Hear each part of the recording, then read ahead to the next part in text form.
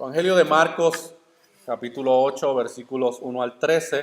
Hoy vamos a continuar esta serie que tenemos ya varios meses en esta serie del Evangelio de Marcos. Y hoy vamos a estar exponiendo bajo el tema los efectos de la ceguera espiritual. Los efectos de la ceguera espiritual. Quiero que leamos los versículos, oramos nuevamente para presentar nuestras vidas, presentar mi vida delante del Señor y que el Señor, hermano, sea hablando a nuestras vidas. Cuando uno se prepara durante la semana para traer la exposición de la palabra del Señor, hermano, uno piensa en todas las necesidades que hay en medio de la congregación. Aquí hay personas con problemas serios, problemas de salud, problemas matrimoniales, problemas legales, problemas económicos, situaciones familiares.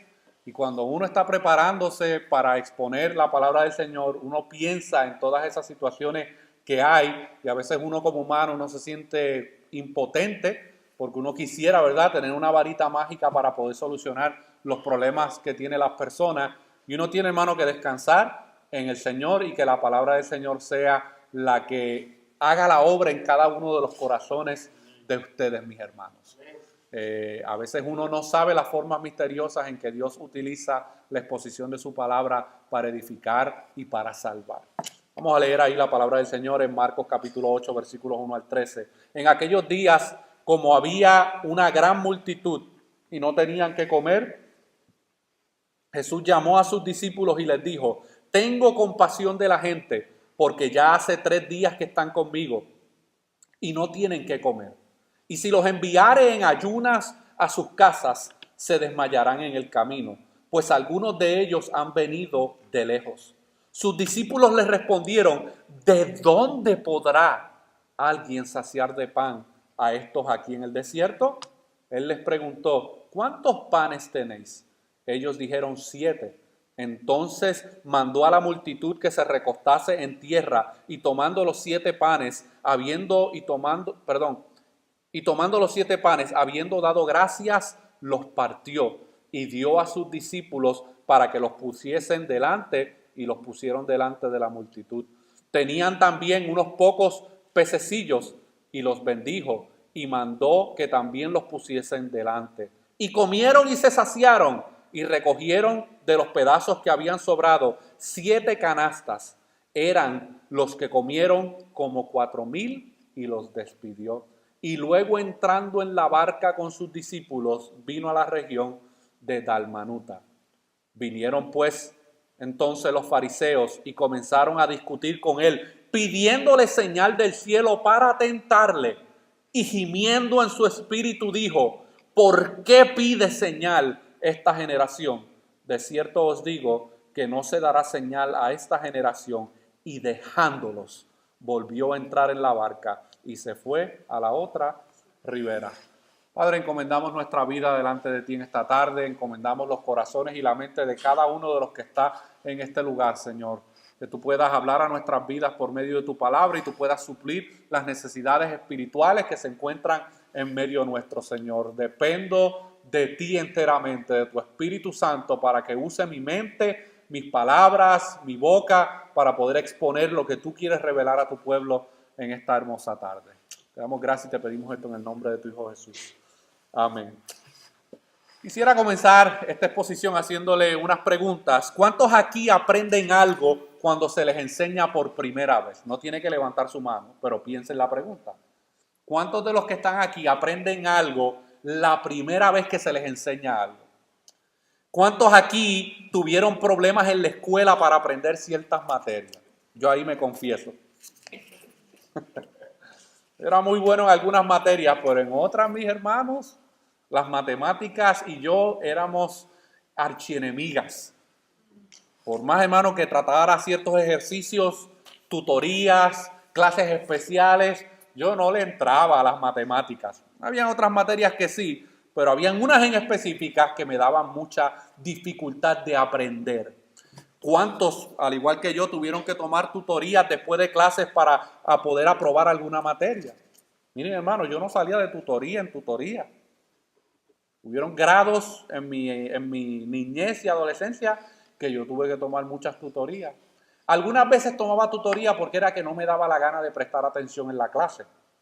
Y entonces como en la tutoría daban galletitas, juguitos y daban otras cosas, pues entonces yo prefería aprovechar el tiempo de la tutoría para aprovechar algunas de esas cositas que nos daban los maestros de la tutoría. Pero yo creo que todos aquí de alguna manera u otra tenemos esta experiencia de no aprender algo la primera vez que se nos enseña. Dice Danny Akin, la repetición es una maravillosa y efectiva maestra. Aquellos que trabajan en construcción o en trabajos que requieren de sus manos, usted sabe que las primeras veces que usted lo intenta le sale mal. Pero según usted sigue practicando y practicando y practicando, esa repetición le ayuda a usted a poder dominar una materia, un trabajo, algún tipo de función que usted esté haciendo. Y es que, hermanos, muchas veces en el primer, segundo y tercer intento simplemente no entendemos. Si ustedes son aprendices lentos, como muchas veces me pasa a mí, puede ser que en el quinto intento sea que aprendamos ciertas lecciones valiosas para nuestras vidas. Pero yo quiero que en esta tarde tú tomes aliento, no te desanimes, porque estamos en buena compañía. ¿Y sabes por qué? Porque los apóstoles de Jesús eran como nosotros. Y este Evangelio de Marcos, según hemos ido exponiéndolo, nos ha puesto y ha revelado el carácter de estos hombres.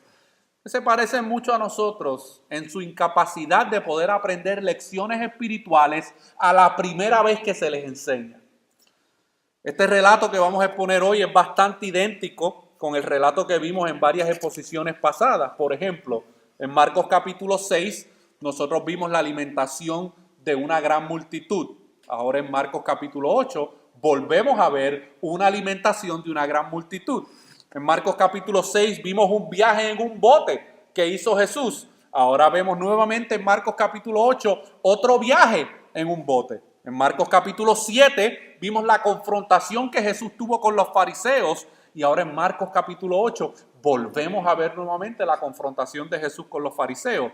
En Marcos capítulo 7 vimos una conversación acerca del pan que Jesús tuvo con sus discípulos. Ahora en Marcos capítulo 8, como vamos a ver en esta tarde y la semana que viene, Jesús nuevamente vuelve a tener una conversación con sus discípulos acerca del pan. En Marcos capítulo 7 vimos una sanidad milagrosa. En Marcos capítulo 8 veremos una sanidad milagrosa. Y en Marcos capítulo 7 vimos una confesión significativa. Y en Marcos capítulo 8 también veremos una confesión significativa. Y yo tengo la firme convicción que Marcos, bajo la inspiración del Espíritu Santo, organizó estos relatos de esta forma con un propósito teológico. Especialmente la manera en que estos eventos se relacionan con el proceso de discipulado de la vida de los discípulos. Los discípulos no sabían, y parece que no se habían dado cuenta, oye, pero ¿y por qué Jesús nos está haciendo repetir estos mismos eventos y estos mismos sucesos? Ellos no entendían, pero había un propósito en Jesús en que ellos volvieran a tomar el mismo examen para ver si podían obtener un resultado distinto. Recordar lo que hemos visto al Señor hacer en el pasado nos ayuda a poder confiar en Él en el presente. Lamentablemente muchas veces somos olvidadizos y de doble ánimo. ¿De cuántas cosas el Señor ha hecho en nuestras vidas? Providencias de Dios en nuestras vidas, cómo Dios suple las necesidades y en el momento nos alegramos hasta que vuelve a llegar una necesidad parecida. Y ahí entonces, hermanos, volvemos a comportarnos con la misma incredulidad que se comportaban los discípulos. A pesar de haber visto al Señor obrar a favor nuestro en el pasado, muchas veces perdemos la confianza de que Él puede obrar a favor nuestro en el presente. Simplemente no aprendimos la lección. Y si algo yo he aprendido, hermano, en el caminar en el Señor, es que cuando yo no paso una prueba en el Señor, un examen, un proceso en mi vida para yo poder aprender, Él no me va a pasar de panzazo. Eso lo hacían las maestras en la escuela porque ya no querían volvernos a ver el año que viene. Yo tuve muchas maestras, hermano, que me pasaron de panzazo. Yo tenía una F bien grande, pero me dieron una C con tal de no verme la cara el año que viene. Pero en el Señor eso no funciona así. En el Señor vas a pasar la prueba y si te tiene que pasar por ella 3 y 4 y 5 veces para que podamos aprender la lección, Dios va a hacerlo, mis hermanos.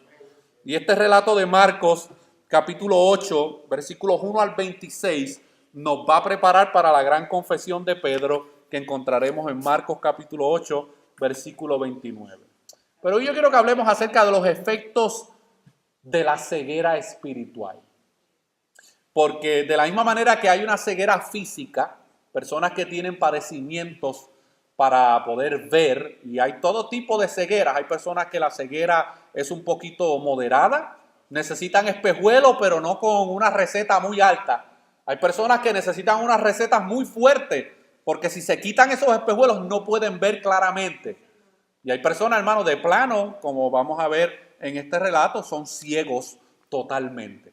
Pero hay una ceguera espiritual que es bastante parecida a la ceguera física. Hay personas, hermanos, que aún en su caminar en Cristo experimentan ceguera espiritual. Ellos pueden ver ciertas cosas y distinguir ciertas cosas, pero en otras están ciegos espiritualmente. Y no es que no sean creyentes, y no es que no sean hijos de Dios, es que lamentablemente no han pasado la prueba para poder ver con claridad lo que el Señor quería revelarles a través de esa situación. Y lo primero que yo quiero que nosotros veamos, uno de los efectos que tiene la ceguera espiritual en la vida de las personas, es que la ceguera espiritual no provee soluciones, solo ve problemas. Y eso nosotros lo vemos en los versículos 1 al 10 de aquí de este pasaje de Marcos capítulo 8. Este relato de los versículos 1 al 10 es una repetición casi idéntica de lo que vimos en el relato de Marcos capítulo 6 y la alimentación de los 5,000. En aquel relato la multitud era mayoritariamente judía. En este relato la mayoría es una multitud gentil. En aquel relato habían 5 panes y 2 peces. En este relato habían 7 panes y algunos peces. En aquel relato las multitudes llevaban todo un día siguiendo a Jesús. En este relato llevaban 3 días. En aquel relato los discípulos terminaron con 12 canastas llenas después de la multiplicación milagrosa. En este terminaron con 7 canastas llenas. Pero yo quiero que usted entienda algo. Aquí no hay significados ocultos en cuanto a los números que vemos en ambos pasajes. Porque aquí hay personas que les gusta encontrar significados ocultos en la numerología que aparece en las Escrituras. Y empiezan a decir, no, porque es que acá el 12 significaba tal cosa, y el 5 significaba tal cosa, y el 7 ahora significa tal cosa. Aquí no hay números, hermanos, oscuros o simbólicos que hay que buscarle definición oculta. Esos no son los detalles importantes de este relato. La lección que Jesús quería darle a sus discípulos en ambos relatos no es para que ellos buscaran simbolismos ocultos en estos números. Y nosotros no debemos tampoco hacer lo mismo, a pesar de que los teólogos liberales les encanta encontrar significados ocultos en los números en la Biblia, mis hermanos. Lo que Jesús sí quería enseñarle a sus discípulos y que al parecer no habían aprendido no habían aprendido de la primera multiplicación, eran por lo menos 2 cosas. Y aquí en este versículo, en este pasaje de Marcos 8, en los versículos 1 al 3, Jesús nos muestra la primera lección que él quería enseñarle a estos discípulos, que no es nueva, porque ya se la había enseñado en el pasado, pero como que no les caía el 20. Y la primera lección que Jesús quería enseñarle a sus discípulos en los versículos 1 al 3 de Marcos 8 es que a Jesús le preocupa la gente y siente compasión por ella. Y ya hemos visto que los discípulos, hermanos, este asunto de la compasión con la gente y la multitud y los niños no era una de sus características favoritas. A ellos les encantaba sacudir, como sacude la gente a los perros callejeros, úchale, úchale. Los discípulos tenían ese comportamiento. Y aquí Jesús, hermano, les demuestra que Él se preocupa por la gente y siente compasión por ella. Miren lo que dice los versículos 1 al 3. En aquellos días, como había una gran multitud y no tenían que comer, Jesús llamó a sus discípulos y les dijo, tengo compasión de la gente, porque ya hace 3 días que están conmigo y no tienen que comer. Y si los enviare en ayunas a sus casas, se desmayarán en el camino, pues algunos de ellos han venido de lejos. Muy distinto a lo que hacen muchos televangelistas hoy en día cuando hacen esas campañas espectaculares, que la gente va buscando sanidad y milagro a estas campañas y ellos viajan 2 y 3 horas y se van con las manos vacías. Jesús, hermano, tiene aquí una situación que Él no provocó, pero Él tiene compasión de esta multitud y se preocupa por las necesidades que ellos tenían en esos momentos. Jesús mostró aquí con esta multitud gentil la misma compasión que sintió hacia la multitud judía de la primera multiplicación. Jesús reconoce que esta multitud tenía una necesidad urgente que necesitaba ser suplida. Sin embargo, ¿cuál era la actitud y el comportamiento de sus discípulos? Ellos se quedaron calladitos. Ellos vieron la multitud. Ellos en ningún momento se acordaron de lo que Jesús había hecho con la multitud anterior. Ellos no se acercaron donde Jesús para decirle, mira, tenemos aquí un escenario al que ya hemos experimentado. ¿Qué podemos hacer para poder atender esta necesidad? La ceguera espiritual en la vida de estos discípulos, ellos no veían soluciones, ellos solamente veían esto como un problema, mis amados hermanos. Nosotros podemos tomar de estos versículos una aplicación muy personal, y es que Jesús vio las necesidades de ellos como también Él ve la nuestra. Y Él ha tenido compasión también de nuestra necesidad. La mayor necesidad que nosotros teníamos era una necesidad espiritual y Jesús tuvo compasión de ella y suplió esa necesidad espiritual que nosotros teníamos, mis hermanos. Pero también vemos en los versículos 4 al 10 que Jesús provee para las necesidades. O sea que no solamente no tuvo compasión con ellos, sino que luego de tener compasión, Él hace algo con esa compasión. Porque es muy distinto tú decir, ay bendito, como que tienen hambre, ¿verdad? Me da pena que hayan venido de tan lejos y simplemente darse una vuelta y seguir caminando. Jesús provee las necesidades de esta multitud. Pero hay algo bien interesante en este relato, y es que Jesús involucra a sus discípulos en este problema. Este es otro momento de enseñanza para sus vidas. Por eso vimos que en el versículo 1, miren lo que Jesús le dice en el versículo 1. En aquellos días, como había una gran multitud y no tenían que comer, Jesús, ¿qué fue lo que hizo? Llamó a sus discípulos. Y en los versículos 2 al 3, Jesús le comparte su sentir y su corazón hacia la situación de la multitud y les explica la situación que hay. Sin embargo, ¿cómo respondieron los discípulos? Miren lo que dice el versículo 4, mis hermanos. Sus discípulos le respondieron, ¿y de dónde podrá alguien saciar de pan a estos aquí en el desierto? Miren, mi hermano, cuando yo estaba estudiando este pasaje, a mí esta pregunta me dio indignación santa. Me dio coraje, me molestó. ¿Y usted sabe por qué? Porque esto es una pregunta muy absurda por parte de los discípulos. ¿Cómo se atreven a preguntarle a Jesús, ¿y de dónde podrá alguien saciar de pan a estos en el desierto? ¿Tan corta memoria tienen? Donde hacía tal vez 2 meses atrás Él había hecho la multiplicación anteriormente en una multitud judía y milagrosamente les había suplido comida, y ahora le hacen esta pregunta absurda a Jesús, ¿de dónde podrá alguien? En vez de haberle dicho, mira, pues yo creo que el único que tiene la solución a este problema eres tú. Pero ellos aquí, hermano, están nuevamente dudando, no solamente de la incapacidad de ellos, sino también de la capacidad de Jesús de poder suplir nuevamente esta necesidad. ¿De dónde podrá alguien? Ni tan siquiera consideraron a Jesús para poder suplir la necesidad de esta multitud. Ellos responden con una pregunta que pone en manifiesto que no habían aprendido nada de la multiplicación pasada. Ellos volvieron a ver esta situación como un problema. En vez de una solución o proveer una solución. Mire, hermano, si yo veo a Jesús multiplicar panes y peces en otro relato o en otra historia o en otro escenario, en el momento en que Jesús dice, llama a los discípulos y le dice, vamos a suplir la necesidad, en ese momento yo digo, Señor, haz lo tuyo. Yo no tengo la capacidad de multiplicar aquí comida, pero tú sí la tienes, así que haz lo que tienes que hacer. Nosotros con mucho gusto repartimos la comida, tú haz el milagro. Por eso no fue lo que ellos hicieron, mis hermanos. La ceguera espiritual que estos hombres tenían, aún como seguidores de Jesús, es terrible. Por eso a mí me da esperanza, hermano, nuestra vida en Cristo. Me da esperanza, hermano, nuestra vida en Cristo, porque padecemos de la misma ceguera espiritual que estos hombres.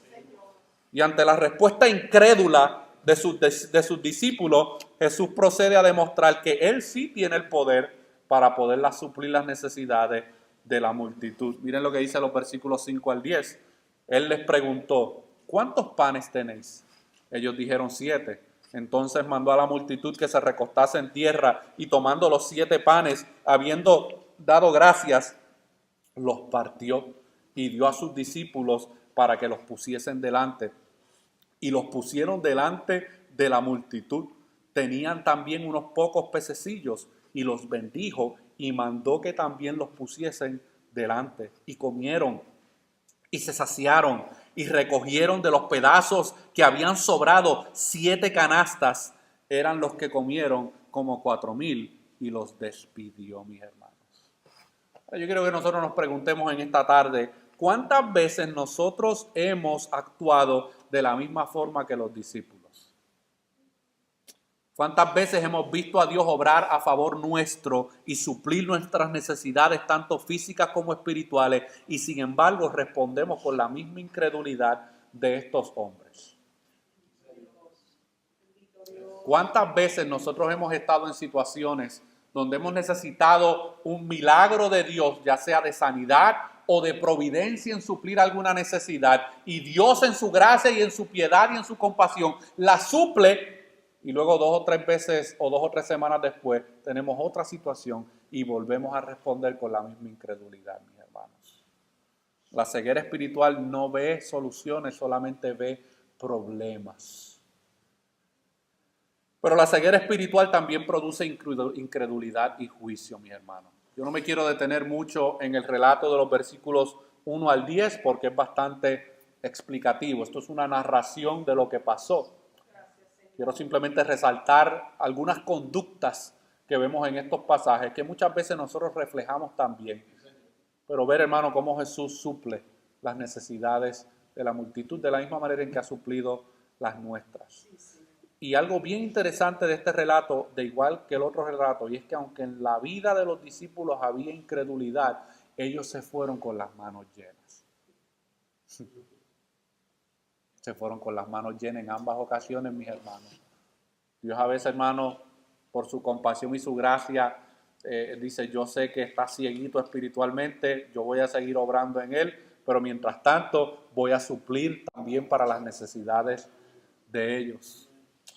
La ceguera espiritual produce incredulidad y juicio, y esta es la parte donde yo quiero concentrarme en esta tarde, mis hermanos. Yo quiero que usted escuche bien, preste atención, concéntrese. Los versículos 11 al 13 presentan uno de los cuadros peores que un ser humano puede experimentar. Versículos 11 al 13 dice, y vinieron entonces los fariseos, que siempre andaban buscando la oportunidad para ver cómo podían agarrar a Jesús en alguna situación. Y vinieron entonces los fariseos y comenzaron a discutir con él, pidiéndole señal del cielo para tentarle. Y gimiendo en su espíritu dijo, ¿por qué pide esta generación señal? ¿Por qué pide señal esta generación? De cierto os digo que no se dará señal a esta generación.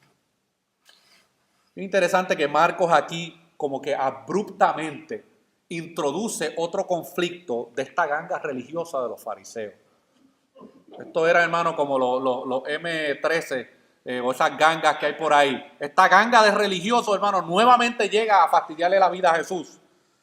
Y estos encuentros entre Jesús y los fariseos ya se están volviendo más comunes. Ya hemos visto en este relato de Marcos 3 encuentros conflictivos entre Jesús y los líderes religiosos de Israel. Una y otra vez los fariseos y saduceos habían visto su poder sobre los demonios, la enfermedad, aún sobre la muerte. Lo habían visto alimentar a las multitudes con solo unos pocos panes y habían escuchado sus palabras incomparables. Ahora yo pregunto, ¿acaso no bastaba eso? ¿Acaso todo lo que ellos habían visto a Jesús hacer no bastaba? ¿No eran esas sus mejores credenciales de que Él era el Mesías prometido? ¿Qué más necesitaban ver estos fariseos para poder entender que ese que estaba ahí era el Hijo de Dios, el Mesías prometido, que cumplía con cada uno de los requisitos que se habían profetizado acerca de Él? ¿Puede haber incredulidad más grande que esta? Ahí es donde se aplica ese famoso dicho que dice que no hay peor ciego que aquel que no quiere ver.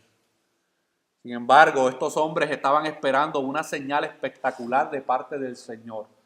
Todo lo que Jesús había hecho en el pasado, para ellos, eso no eran señales. Eso no eran señales, eso no eran manifestaciones del poder de Dios.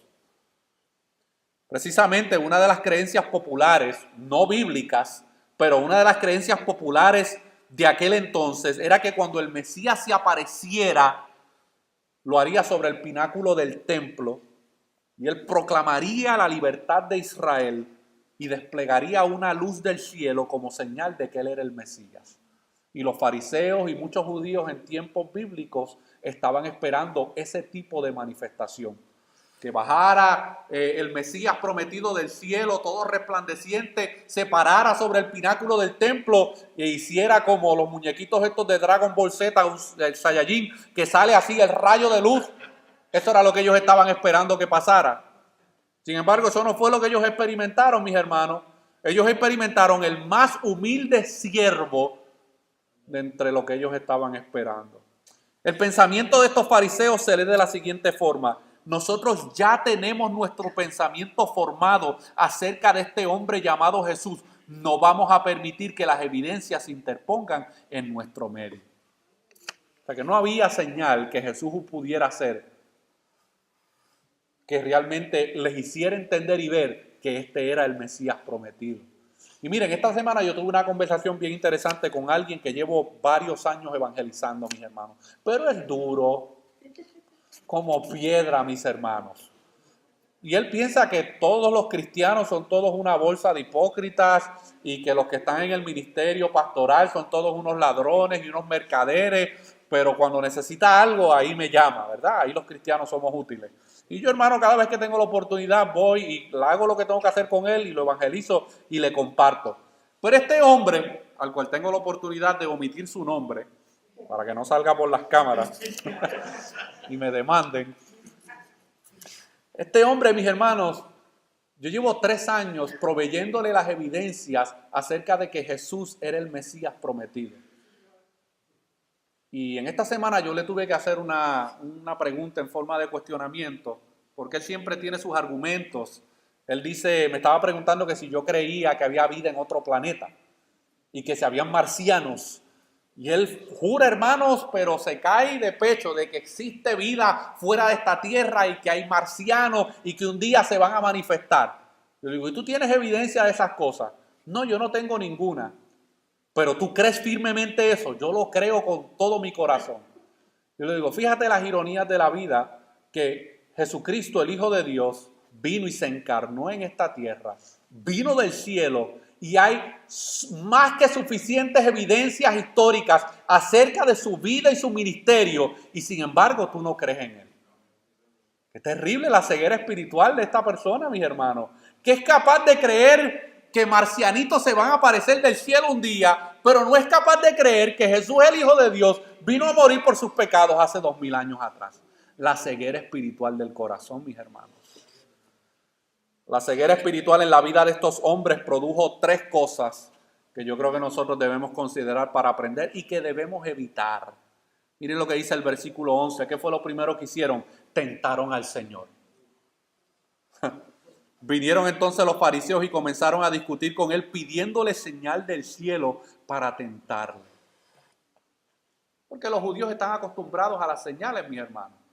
Todo el Antiguo Testamento, ellos están acostumbrados a ver cosas que pasan. Sin embargo, seguían mostrando la misma incredulidad. Ellos tientan a Jesús. A ver, tú eres el Mesías prometido. A ver, envíanos una señal del cielo. A ver, muéstranos una señal.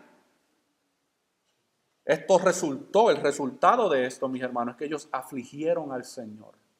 Miren lo que dice el versículo 12. Y gimiendo en su espíritu. Esta es la segunda ocasión en este evangelio de Marcos que Jesús hace esta misma expresión. Gimió en su espíritu, mis hermanos.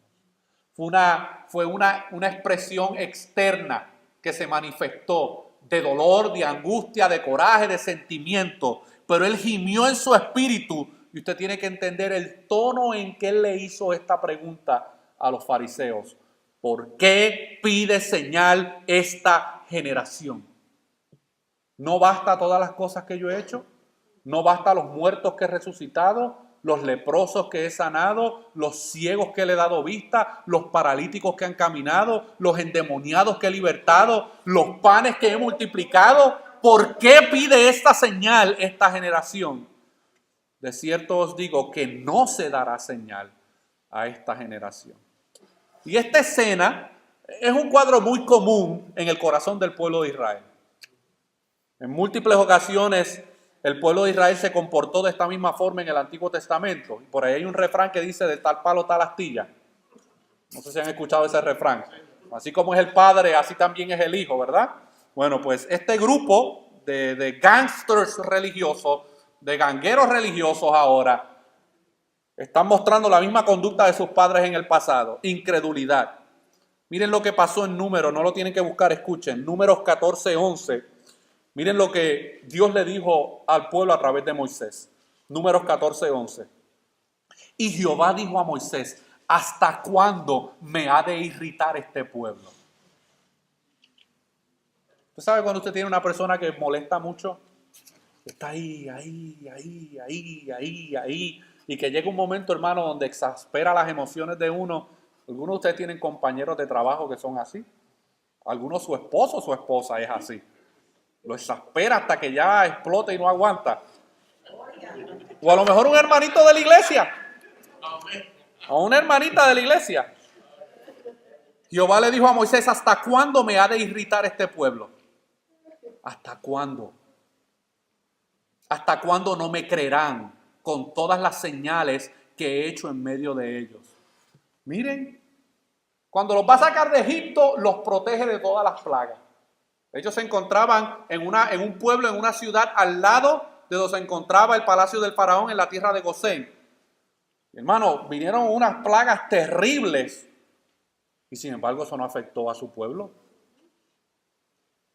Luego llegan frente al Mar Rojo, Dios se lo divide y los hace caminar en seco. Luego tienen hambre y les da maná del cielo. Tienen sed, les saca agua de la roca.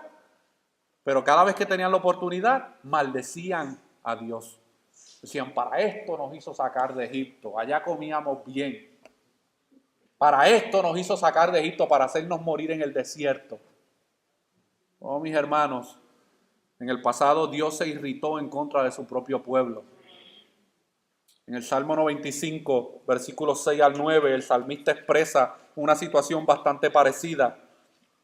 Salmo 95, versículos 6 al 9, dice: venid, adoremos y postrémonos, arrodillémonos delante de Jehová nuestro Hacedor, porque Él es nuestro Dios, nosotros el pueblo de su prado y ovejas de su mano. Si oyereis hoy su voz, no endurezcáis vuestro corazón como en Meriba, como en el día de Masá en el desierto, donde me tentaron vuestros padres, me probaron y vieron mis obras.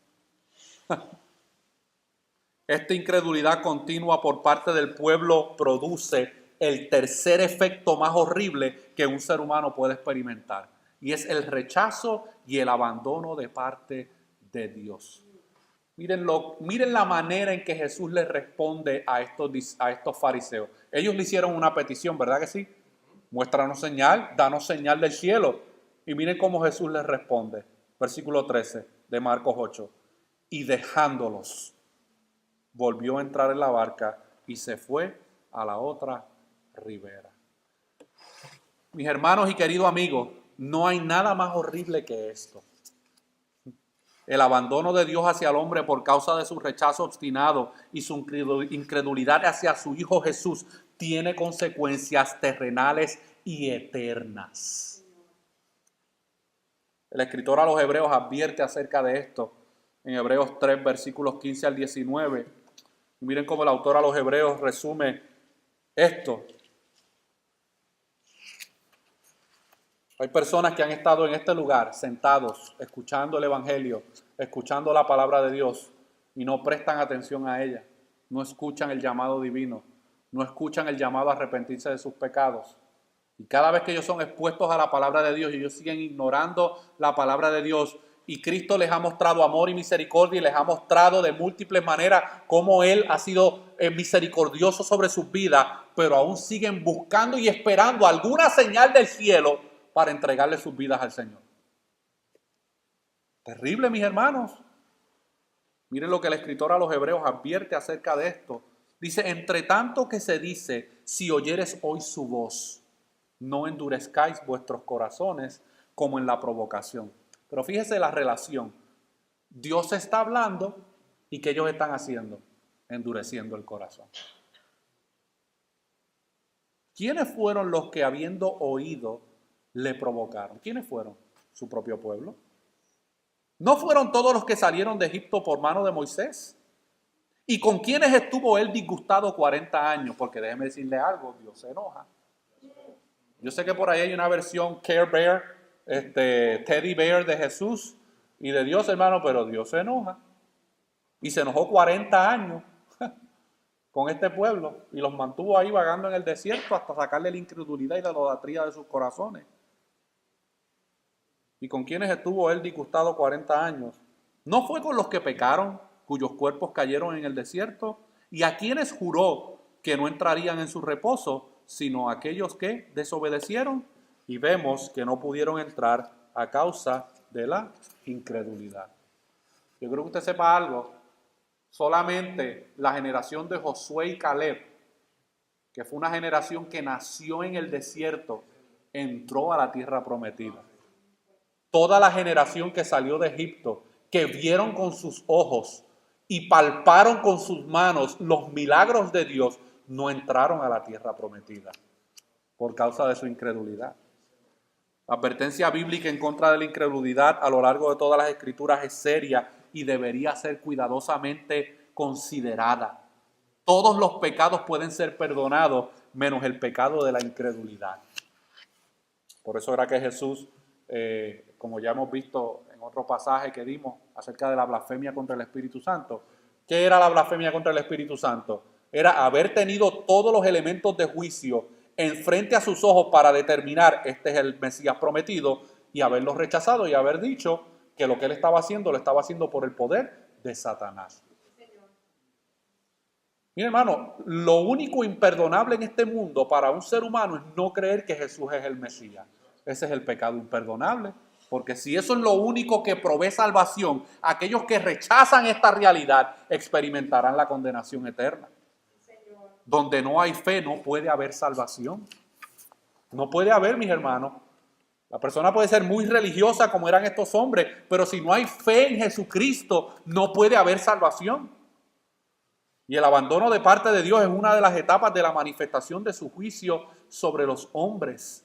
Pablo advierte y presenta esta realidad en dos pasajes en el Nuevo Testamento.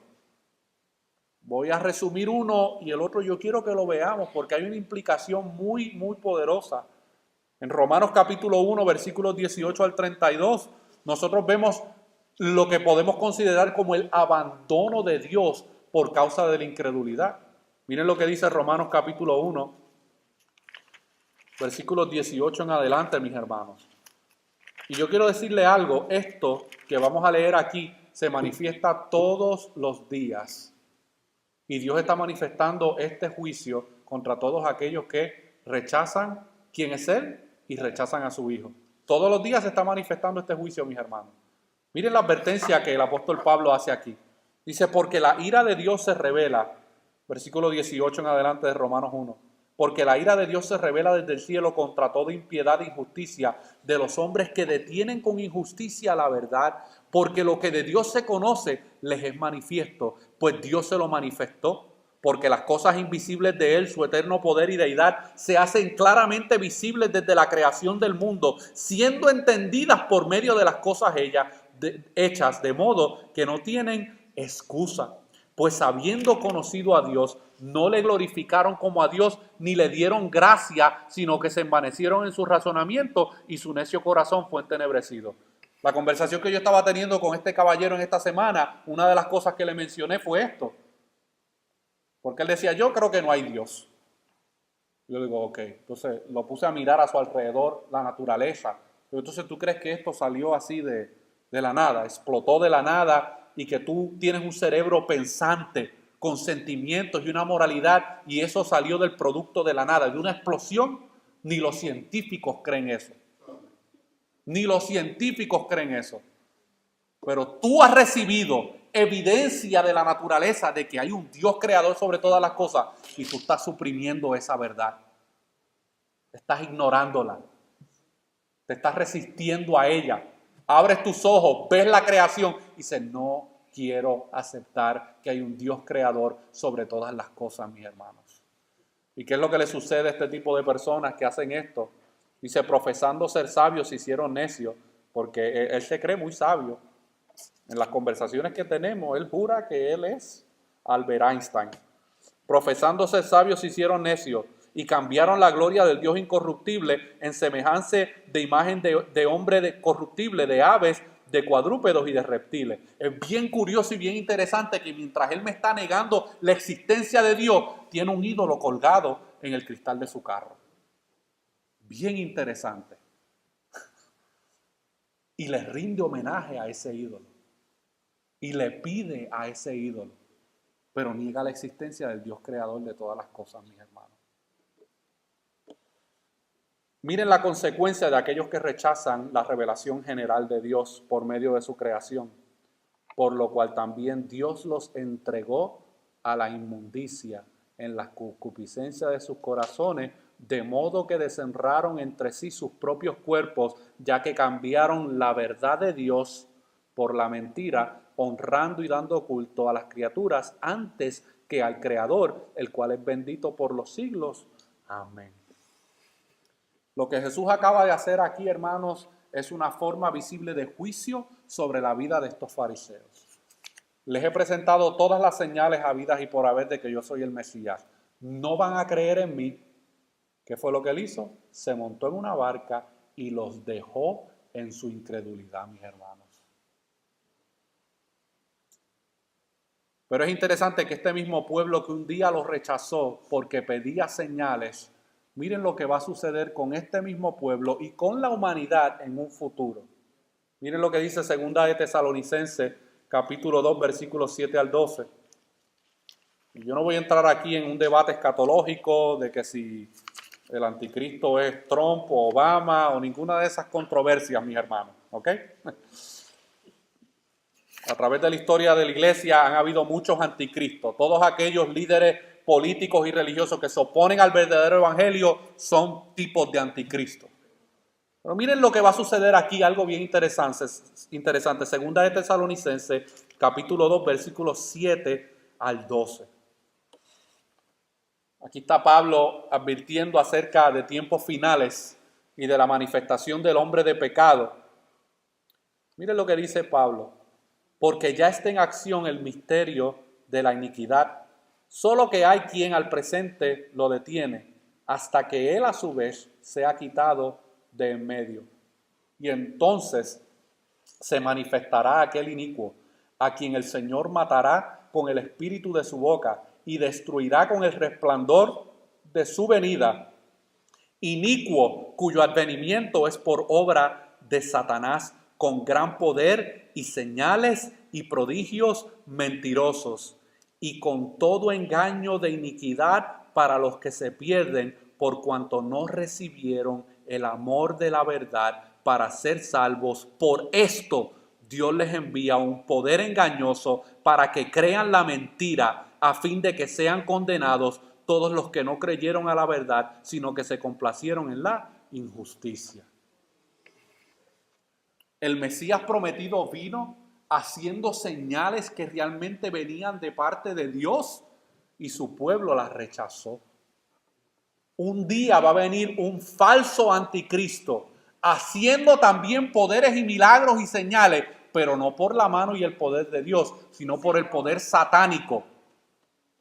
Y a ellos y a este sí lo van a recibir. Miren las ironías de esto. A ese sí lo van a recibir. Y por cuanto recibirán a ese, ¿qué es lo que va a hacer el Señor? Les va a dar un espíritu engañoso para que crean a la mentira. Dios, hermano, los abandona a su rechazo. Y esto no solamente sucederá en el futuro, esto está sucediendo hoy en día. Cuando las personas son expuestas al mensaje del Evangelio semana tras semana, o por medio de alguien, o por medio de algún familiar, y los rechazan, va a llegar un momento, mi amado hermano, en que la paciencia de Dios se acaba y Dios los entrega a un espíritu de error para que continúen el engaño. Y eso no son palabras mías, son palabras, hermano, de la palabra del Señor. Por esto el autor a los Hebreos envía una amonestación clara cuando él dice en Hebreos capítulo 7, Hebreos capítulo 3, versículos 7 al 13. Miren lo que dice. Por lo cual, como dice el Espíritu Santo, si oyeres hoy su voz, no endurezcáis vuestros corazones, como en la provocación, en el día de la tentación en el desierto, donde me tentaron vuestros padres, me probaron y vieron mis obras por 40 años, a causa de lo cual me disgusté con esta generación y dije, siempre andan vagando en su corazón y no han conocido mis caminos. Y hay muchas personas en comunidades de fe como esta y en muchos lugares que vienen semanalmente o vienen varias veces al año y son expuestos a la palabra de Dios, pero están vagando en sus corazones. Mientras la voz de Dios está sonando la trompeta de arrepentimiento, ellos siguen vagando en sus corazones. No meditan en la eternidad de sus vidas. Solamente piensan en lo terrenal. ¿Qué me voy a comer mañana? ¿Qué camisa me voy a comprar? ¿A dónde puedo ir en las vacaciones? ¿Qué puedo hacer? ¿Dónde puedo conseguir lo otro? Solamente piensan en lo material. No meditan en las consecuencias eternas de sus decisiones, mis hermanos. El versículo 11 dice, por tanto juré en mi ira, no entrarán en mi reposo. Pero miren lo que el escritor a los Hebreos dice aquí, mis hermanos. Y es lo que yo quiero compartir con ustedes en esta tarde. Dice, mirad, hermanos, que no haya en ninguno de vosotros corazón malo de incredulidad para apartarse del Dios vivo. Antes, exhortaos los unos a los otros cada día, entre tanto que se dice hoy, para que ninguno de vosotros se endurezca por el engaño del pecado. ¿A quién le está escribiendo el autor a los Hebreos esto? A un grupo de creyentes. Gente que se reúne en una comunidad de fe. Dice, hermanos, velen que no haya ninguno de vosotros con corazón malo de incredulidad para apartarse del Dios vivo. Este es el tipo de persona que está un tiempo en una comunidad de fe y luego empieza a experimentar situaciones en su vida y empieza a decir, ¿será esto verdad? ¿Será verdad que Dios me salvó? ¿Será verdad que Cristo murió por mí? ¿Será verdad que yo voy a tener vida eterna? ¿Será verdad que Él viene otra vez? Y empiezan a dudar y la incredulidad va llenando sus corazones. Y pecan por aquí. Y como no les pasó nada, pues mira, no pasó nada. Pues yo voy a seguir con lo mismo. Voy a seguir practicando lo mismo porque, como dice Pablo, como estamos en la gracia, pues para que la gracia abunde, tiene que, ¿verdad? Si el pecado abunda, hay más gracia. Y entienden y asimilan el evangelio de esa manera.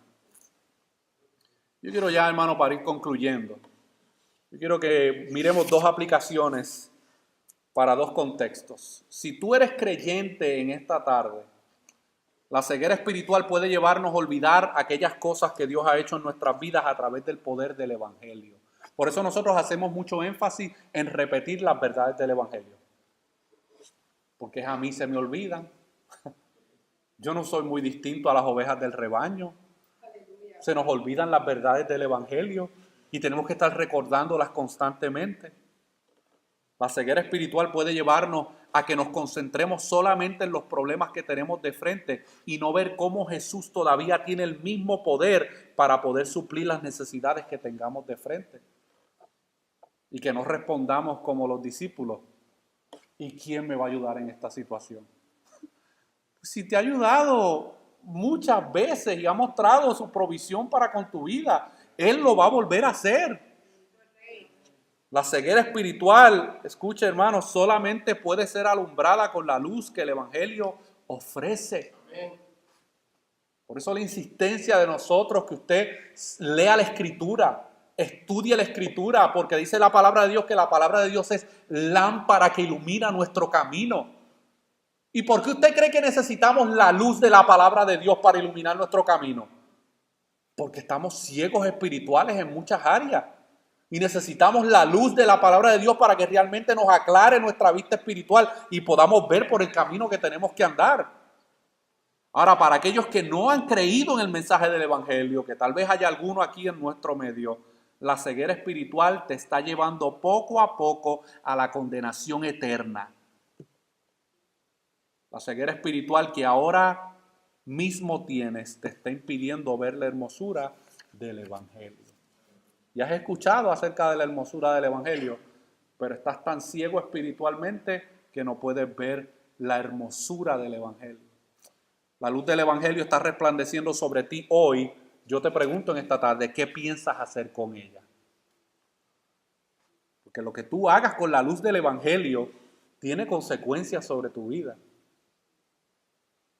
Mientras más cierres tus ojos a la luz de la verdad, que está testificando en contra tuya, todos los días seguirás cosechando el abandono de Dios hasta que un día experimentarás un abandono total del cual no podrás escapar.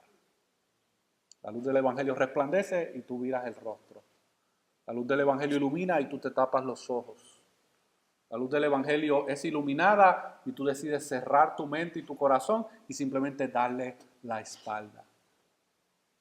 Hoy es el día de salvación. Hoy es el día de salvación. Bueno, ¿y qué tengo que hacer para ser salvo? Aquellos que a lo mejor no han creído en el mensaje del Evangelio. Reconoce que el Mesías prometido vino a este mundo para morir por tus pecados. Y Él te llama en esta tarde para que tú te arrepientas de ellos y creas en Él. Ese es el llamado. Esto no es muy complicado, mis hermanos. Ya todo lo que Él tenía que revelar acerca de quién era Él lo hizo en su ministerio terrenal. Él llama ahora a los hombres a que respondan a ese mensaje. Pero para aquellos que son creyentes, nosotros debemos estar constantemente siendo expuestos a la palabra de Dios para que la palabra de Dios sea alumbrando nuestra ceguera espiritual, mis hermanos.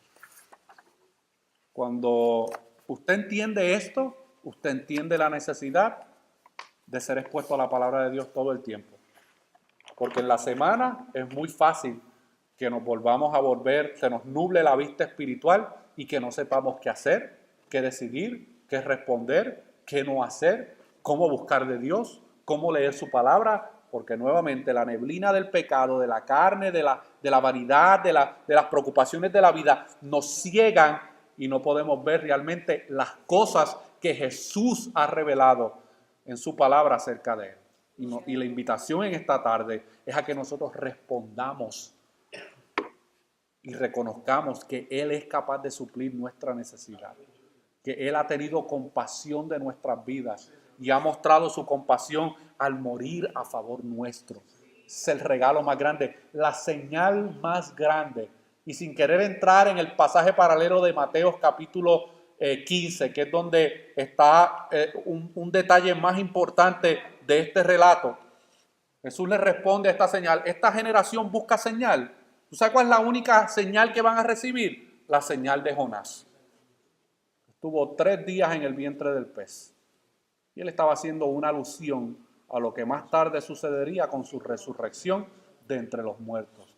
Esa será la señal que ellos están buscando. Y sin embargo, eso sucedió y no creyeron.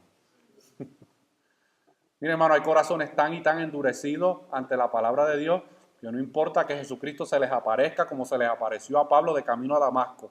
Están tan endurecidos que no pueden reconocer a quién es el que tienen de frente. Pidamos al Señor, hermano, que tenga misericordia de nuestras vidas. Aquellos que somos creyentes, dejemos que la palabra de Dios nos ilumine. Y aquellos que todavía no han creído en el mensaje del Evangelio, hoy es el día aceptable, hoy es el día de salvación. Si tú quieres saber, hermano Jorge, qué tengo que hacer para entregarle mi vida al Señor después del servicio, acércate y habla con uno de nosotros. Yo no te voy a poner a repetir un rito o una oración. Si tú realmente has creído en el mensaje del Evangelio y te has arrepentido de tus pecados, los frutos se verán. Pero no me vengas con que te arrepentiste de tus pecados y que crees en el mensaje del Evangelio y vives una vida totalmente desconectada de Dios y de su palabra y de una comunidad de fe. Porque Dios habla y edifica a su pueblo por medio de la palabra que se es predicada en una comunidad de fe, mis hermanos. Oremos. Padre, te damos gracias por la exposición de tu palabra, Señor. Tú solamente conoces las necesidades que hay en este lugar. Tú conoces los corazones que reciben tu palabra, pero tú conoces también los corazones que se endurecen y que no las reciben. Yo te pido que tú obres en ambos de estos corazones, Señor, que tú te glorifiques de manera especial en la vida de cada uno de nosotros y que tú, por medio de tu palabra, alumbres la ceguera espiritual que pueda haber en nuestras vidas, aún como creyentes que desconfiamos de lo que tú puedes hacer a favor nuestro. Tú has mostrado gracia y misericordia y compasión y provisión en nuestras vidas. Pero cuando llegue el momento de la prueba del examen, volvemos a reprobar la prueba por la incredulidad que muchas veces habita en nuestros corazones, Señor. Ayúdanos, recorremos a ti, porque podemos encontrar oportuno socorro, podemos encontrar gracia, porque tú aún a pesar de nuestra ceguera espiritual, sigues obrando en nuestras vidas, sigues mostrando tu compasión para con nosotros y sigues alumbrando nuestro camino. Ayúdanos, Señor, a ser dócil a la iluminación de tu palabra en nuestras vidas. Y aquellos corazones que todavía no han confiado en el Evangelio, que todavía no han entregado sus vidas a ti, se han rendido ante ti, que tu palabra, Señor, obra en esos corazones, ablande esos corazones, les revele la condición en que se encuentran para que puedan creer en el mensaje del Evangelio, Señor. Nosotros te lo pedimos en el nombre de Jesús. Amén.